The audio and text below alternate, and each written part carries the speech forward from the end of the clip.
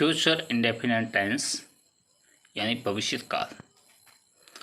इस टेंस से ज्ञात होता है कि कार्य भविष्य में होगा, यानी कि कोई वाक्य हो जिससे पता लगे काम आने वाले समय में होने वाला है।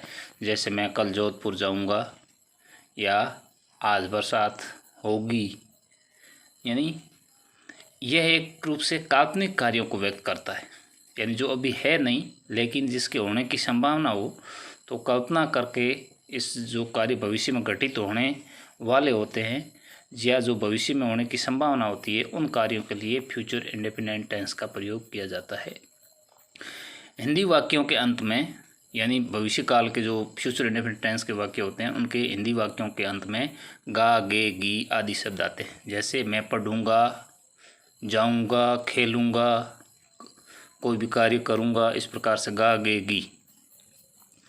अंग्रेजी वाक्यों में हेल्पिंग वर्ब इस टेंस की है शैल और विल। यहाँ ध्यान देने योग्य बात यह है कि यहाँ पर सिर्फ आई और वी के साथ शैल का प्रयोग होता है और बाकी सारे सब्जेक्ट ही, see, it, name, you, they and all subject हैं जो भी पीछे बच जाते हैं, उन सारे सब्जेक्ट्स के लिए विल हेल्पिंग वर्ब के रूप में काम में आती है। अब इस टेंस की वाक्य रचनाएं, यानी किस प्रकार से वाक्यों का निर्माण करें। सबसे पहले एफर्मेटिव सेंटेंसेस, इसकी वाक्य रचना।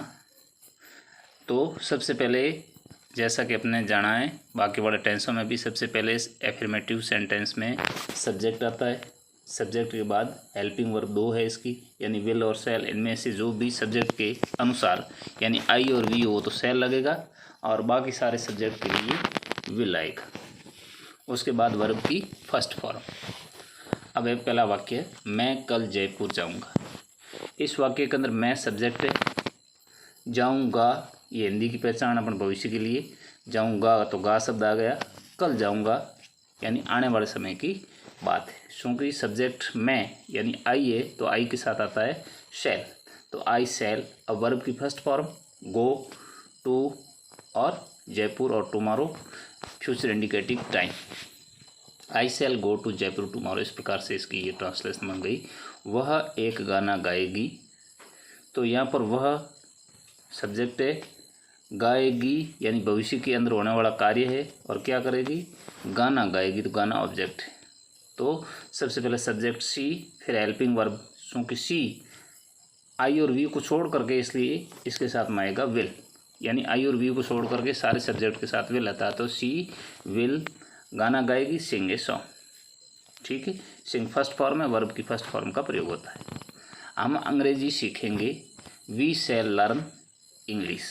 यहाँ पर वी सब्जेक्ट है और आई और वी के साथ शैल आता है, इसलिए यहाँ पर शैल। लर्न फर्स्ट फॉर्म है और ऑब्जेक्ट इंग्लिश है, we shall learn English. Negative sentences, नकारात्मक वाक्य बनाने के लिए एफर्मेटिव सेंटेंस की स्ट्रक्चर के अंदर सिर्फ एक नॉट जोड़ना पड़ता है और नई चीज़ कुछ भी नहीं है। बाकी सेम टू सेम जो एफर्मेटिव सेंटेंस है उसको नेगेटिव बनाया जा सकता है। वह तुम्हारी मदद नहीं करेगा, तो वह सब्जेक्ट है, सब्जेक्ट ई के साथ आएगा will. E will not help you, तो यहाँ पर सिर्फ नॉट जोड़ा और कुछ भी नहीं। मैं नृत्य नहीं करूँगा, आई शैल नॉट डांस, तुम ऐसा नहीं करोगे, you will not do it. अब पिछले वाक्य अपन देखें एफर्मेटिव के, तो इनको भी अपन नेगेटिव बना सकते हैं। जैसे आई shall go to Jaipur tomorrow, तो मैं कल जयपुर जाऊंगा, इसको मैं जयपुर नहीं जाऊंगा बना सकते हैं, तो I shall not go to Jaipur tomorrow, बस ये बन जाएगा। वह एक गाना गाएगी, नेगेटिव बना दे, वह गाना नहीं गाएगी, तो she will not sing a song, यहाँ पर नॉट जोड़ दें बस। हम अंग्रेजी सीखेंगे, वी शैल लर्न इंग्लिश, साधारण वाक्य। हम अंग्रेजी नहीं सीखेंगे तो वी शैल नॉट यहाँ पर जोड़ दो, we shall not learn English. तो इस प्रकार से एफर्मेटिव से नेगेटिव बनाना बिल्कुल ही सरल है। अगली है प्रश्नवाचक या इंट्रोगेटिव सेंटेंसेस। हम जानते हैं कि इंट्रोगेटिव सेंटेंस के अंदर सब्जेक्ट से पहले हेल्पिंग वर्ब रखी जाती है, यानी विल या शैल। चूँकि इस टेंस की हेल्पिंग वर्ब है तो सब्जेक्ट से पहले आएगी, आवश्यकता अनुसार सब्जेक्ट की आई और वी होगा तो शैल आएगी, और बाकी सारे सब्जेक्ट के लिए विल आएगी। फिर सब्जेक्ट, उसके बाद वर्ब की फर्स्ट फॉर्म, और जो भाग पीछे बच जाता है वो सारा पीछे लिख देना है। क्या अगले सप्ताह स्कूल खुलेंगे, संभावना है, भविष्य के अंदर हो सकता है। तो जैसा कि आपने जाना कि प्रश्नवाचक वाक्य है तो will school open next week. Will बाकी सारे सब्जेक्ट के लिए विल आता है, आई और वी को छोड़ करके, तो स्कूल के लिए ये भी यहाँ पर विल आया है। ओपन फर्स्ट फॉर्म है तो will school open next week, यानी क्या अगले सप्ताह स्कूल खुलेंगे। क्या आज हम मिठाई या खाएंगे, यानी आज हम मिठाई खाएंगे।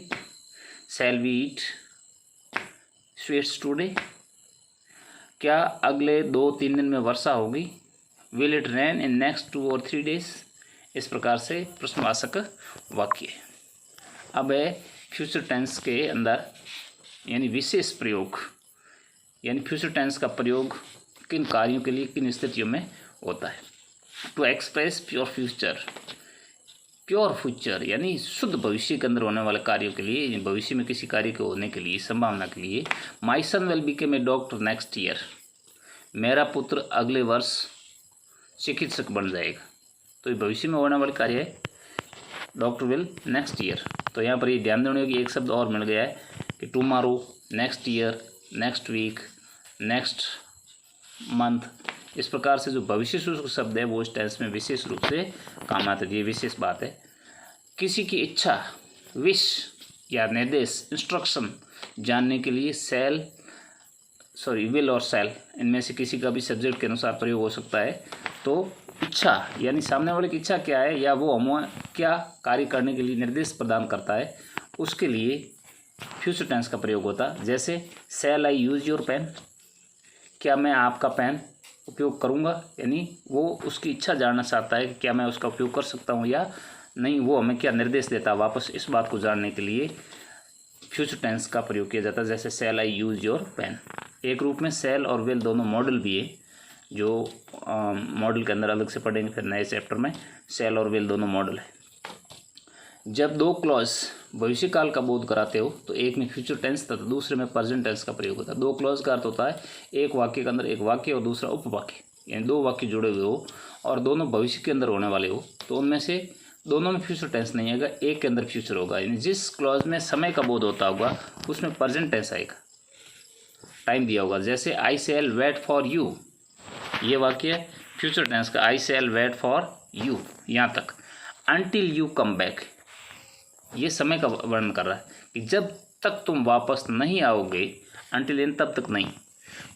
आई shall wait for you until you come back, यानी जब तक तुम वापस नहीं आओगे मैं तुम्हारा इंतजार करूँगा।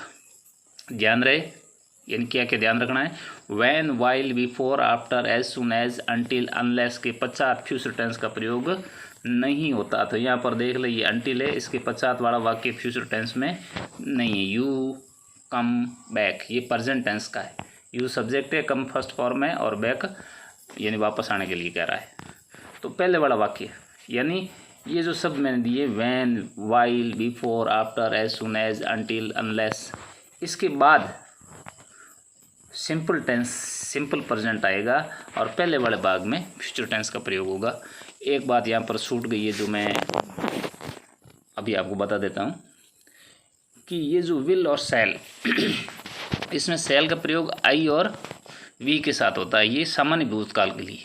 लेकिन अगर दृढ़ निश्चय हो, डिटर्मिनेशन, DETERMINATION, डिटर्मिनेशन यानी दृढ़ निश्चय भविष्य के अंदर किसी काम को करने के लिए, तो वहाँ पर आई और वी के साथ विल का प्रयोग होगा और बाकी सारे सब्जेक्ट के लिए शैल होगा। ये एक उल्टा या अपवाद नियम कर लें अपन, अगर किसी कार्य के अंदर, भविष्य के अंदर कोई कार्य करने के लिए दृढ़ निश्चय है तो आई और वी के साथ विल का प्रयोग होगा और बाकी सारे सब्जेक्ट के साथ शैल का प्रयोग होगा। Thank you. लेकिन क्या करें भाई, सब्सक्राइब। ओके, आगे कुछ वाक्य दिए जा रहे हैं, इनका अंग्रेजी में ट्रांसलेशन करें ताकि पता लगे आपने कितना सीखा।